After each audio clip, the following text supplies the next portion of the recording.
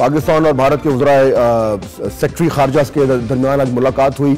बहुत अरसे से कहा जा रहा था कि इंपॉर्टेंट मुलाकात है, ब्रेक थ्रू होगा, लेकिन बहुत सारे मुबस्सिरीन जो थे वो ये भी कह रहे थे कि इसमें ब्रेक थ्रू नहीं होगा, this may be just talks about talks. आज मुलाकात के बाद, मीटिंग के बाद जो दोनों सेक्रेटरी खारजा ने मीडिया से बात की, उससे ये साफ जाहिर होता है कि उन्होंने जो अपनी स्टेटेड पोजिशंस हैं मुख्तलिफ इशूज़ पे, चाहे वो दहशतगर्दी हो, वो कश्मीर हो, पानी का मसला हो, वगैरह वगैरह, अपनी स्टेटेड पोजीशन जो है वो बयान की है और अब वो टॉक्स खत्म हो गई हैं। हमने इससे पाया क्या, और क्या इस सारी सूरत हाल में पाकिस्तान को फायदा हो रहा है? लॉन्ग टर्म इंटरेस्ट हमारा सेट हो रहा है कि हम इस तरीके से इस प्रोसेस को आगे चला रहे हैं? और क्या ये एक्सपेक्टेड था कि आज की टॉक्स में कुछ नहीं निकलेगा? हमें डिसअपॉइंट तो नहीं होना चाहिए। जानने की कोशिश करते हैं साबिक वजीर खारजा जनाब खुर्शीद कुसूरी हमारे साथ मौजूद हैं।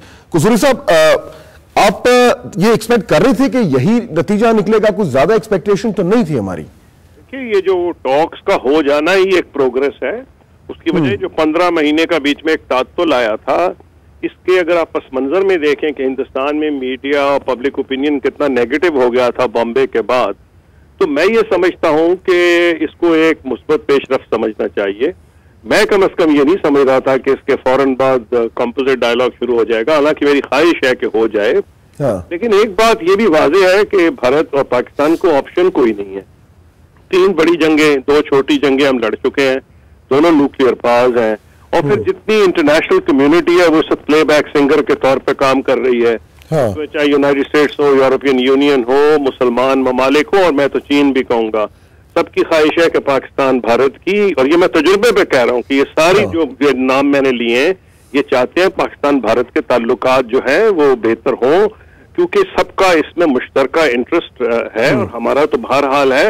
लेकिन मुझे ये उम्मीद है कि इसके बाद रास्ता कुछ निकलेगा। अभी 7 कॉन्फ्रेंस हो रही है, उसकी साइडलाइंस पे मेरी ख्वाहिश होगी दोनों प्राइम मिनिस्टर, और ये जो भूटान में मीटिंग हो रही है, तो कुछ ना कुछ इसमें से मामला आगे जो चला है, तात्तुल टूटा है, जमूद टूटा है, ये बेहतरी की तरफ। लेकिन इसमें जो जिस तरह की पोजीशन होल्ड की है भारतीय जो फॉरेन सेक्रेटरी है, उन्होंने जिस तरीके से उन्होंने मुंबई के हवाले से बात की है, सख्त अल्फाज थे, बड़ी कर्ट लैंग्वेज थी, उसमें जॉइंट स्टेटमेंट भी कोई नहीं, कोई जॉइंट प्रेस कॉन्फ्रेंस भी नहीं, मतलब डिप्लोमेटिक लैंग्वेज में इसको कैसे डिस्क्राइब करेंगे आज की मीटिंग को?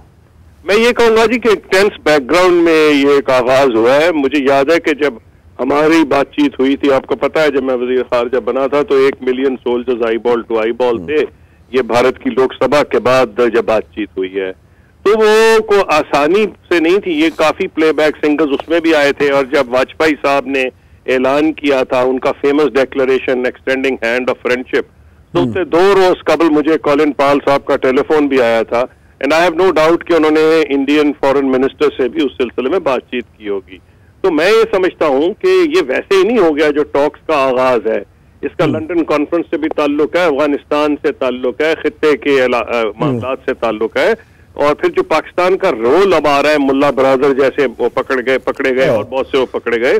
पाकिस्तान एक इंटरनेशनली ये साबित करना चाहता है कि it's a responsible member of the international community. तो मैं समझता हूं कि पाकिस्तान का वकार बढ़ रहा है और भारत इस बात को नजरअंदाज नहीं कर सकता, और सिंपली ये कह देना कि हम बात नहीं करेंगे, इसमें भारत के मफादात जो हैं वो भी मैं समझ रहा हूं सफर कर। कुसूरी साहब, आप बात कर रहे थे कि बैकग्राउंड म्यूजिक भी चल रहा है और पीछे जो बैनुल अक़वामी प्लेयर्स हैं वो उसमें इन्वॉल्व है, उन्होंने पुश कर करके और भारत को यहाँ पे लाए।